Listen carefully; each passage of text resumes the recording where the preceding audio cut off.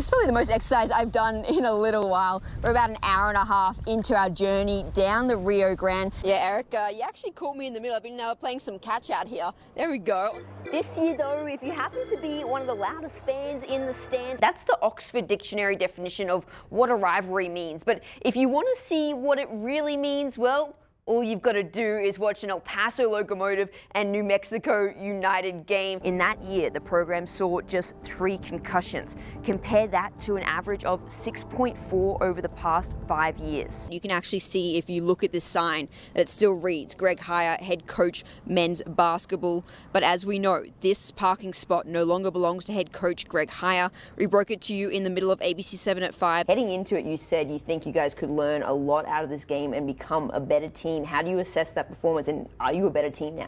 All right, dig in. You go. Beauty. What's the silliest question that you've ever been asked since you've been here about Australia?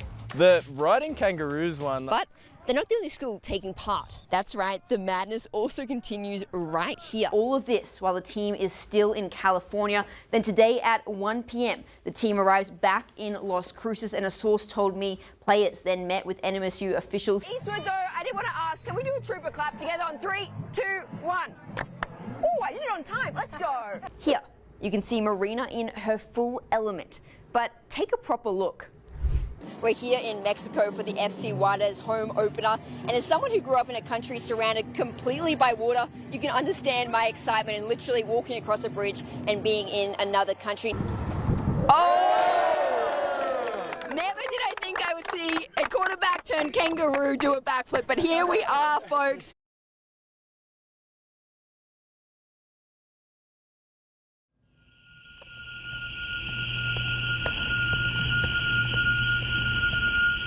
Don't adjust your TV.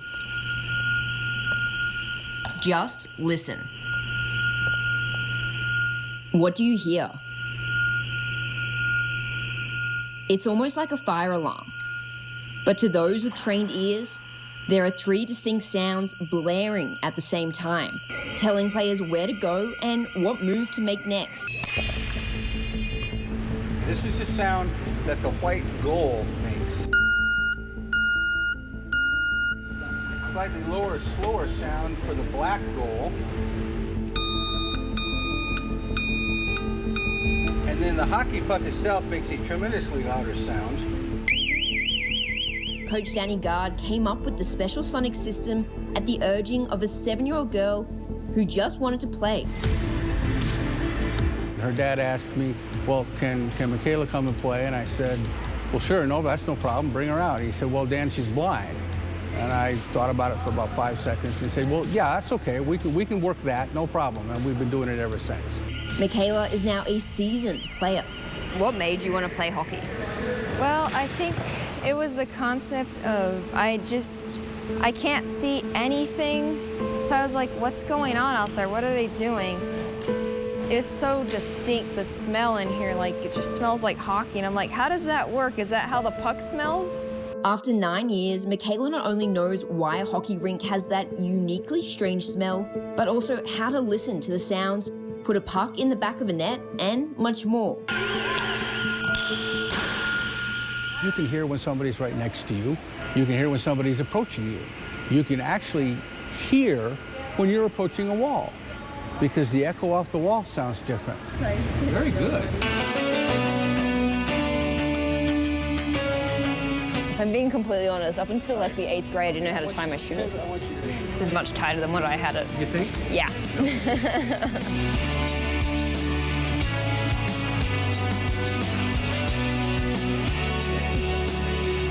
I'm not going anywhere.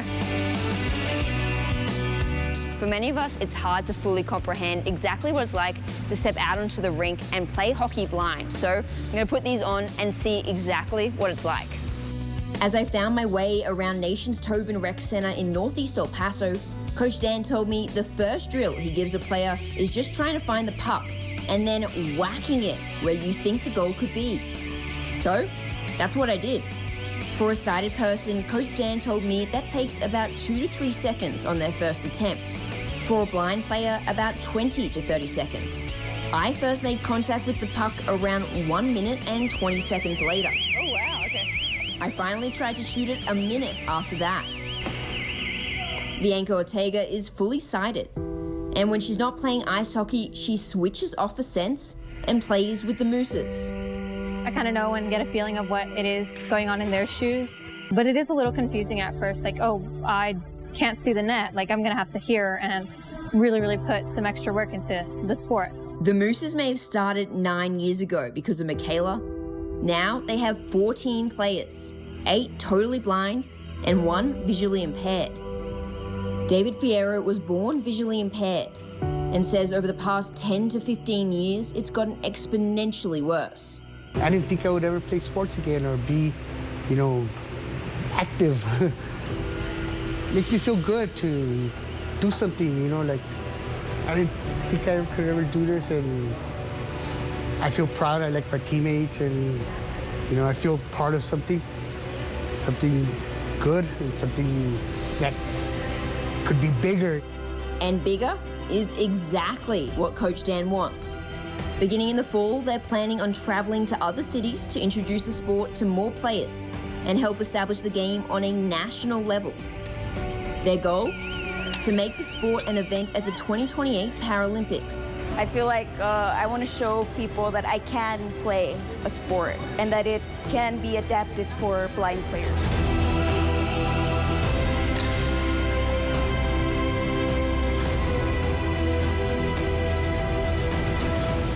Rachel Phillips, ABC 7.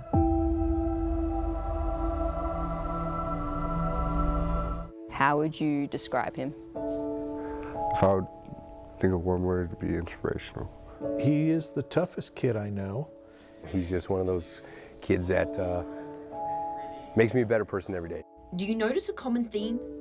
Not once does someone mention William Jacobs' inabilities. That's because William and the people he surrounds himself with have never let any of it define him. At 3 weeks old, William stopped breathing.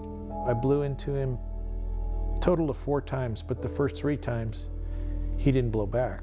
And then he blew on the 4th, which my heart sunk when he finally blew back, because I thought we'd lost him.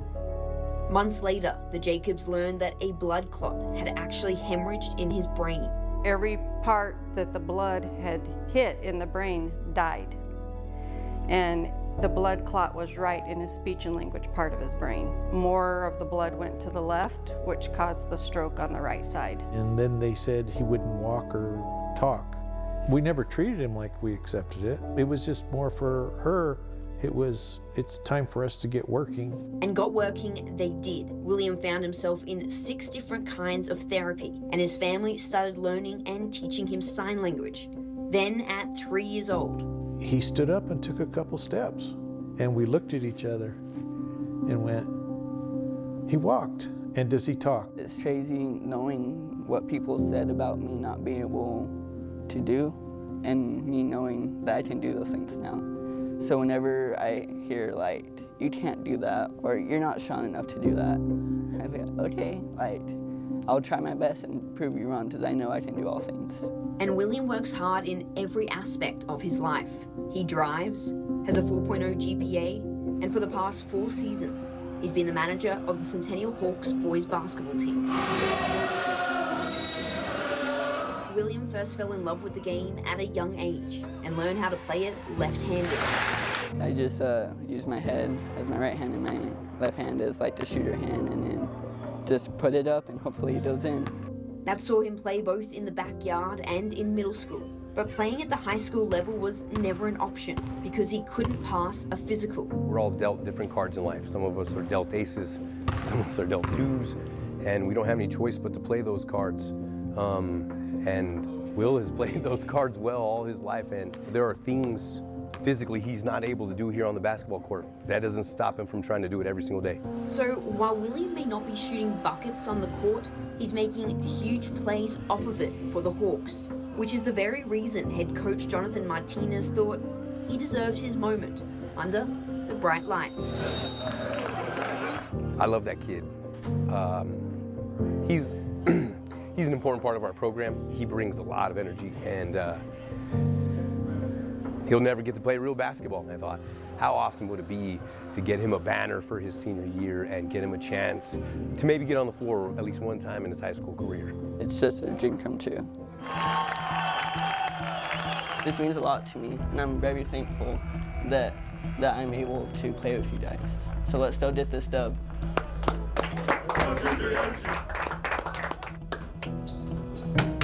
For the first time, William suited up. For the first time, he shot around in warm-ups. William Jacob. For the first time, he heard the roar for his name as it was called on senior night. Come on, 1-0, that's my boy. For the first time, he felt the adrenaline pumping. A senior, number 10, William.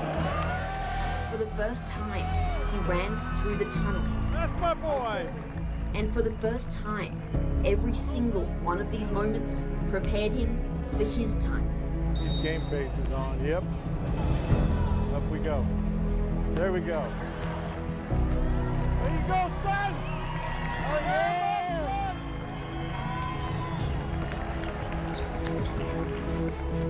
Get in! Get in! Get in, William!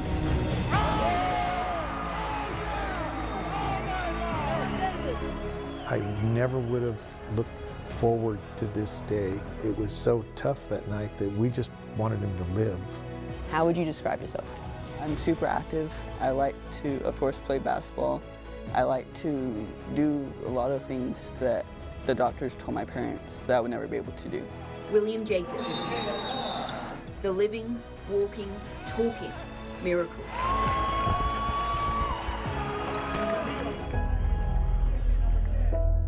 Rachel Phillips, ABC 7.